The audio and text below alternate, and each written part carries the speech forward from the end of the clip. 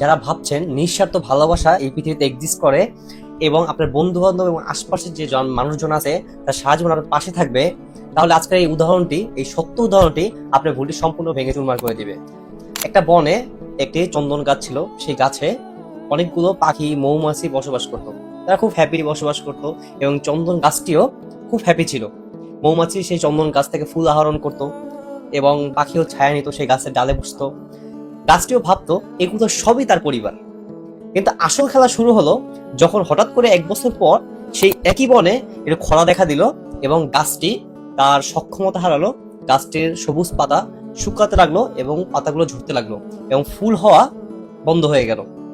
ঠিক যে মৌমাছি এবং পাখিগুলোকে গাছটি পরিবার ভাবতো, সে কিছু সময়ের ব্যবধানে সেই পাখি এবং মৌমাছিগুলো সেই গাছটি ছেড়ে সবাই চলে যায়।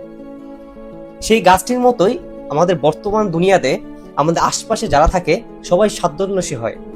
যতদিন আপনি কাউকে দিতে পারবেন বা দেওয়ার মতো আপনার কাছে কিছু থাকবে, ততক্ষণই আপনার পাশে তারা ঘুরঘুর করবে, সবাই ভালোবাসা দেখাবে এবং সবকিছু আপনি উজাড় করে দিতে চাইবেন। কিন্তু যখনই আপনি একটা ব্যাড সিচুয়েশনে পড়বেন বা অর্থনৈতিক বা যে কোনো ভাবে আপনি সিচুয়েশন খারাপ দিকে পড়বেন, সেই কাছের মানুষগুলোই না কেমন পর হয়ে যাবে।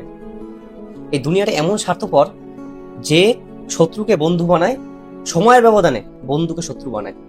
এই ভিডিওটি যদি রিলেট করতে পারেন তাহলে আপনার পরিচিত কাউকে শেয়ার করুন এবং শেয়ার করে আপনার ফেসবুক পেজে রেখে দিন।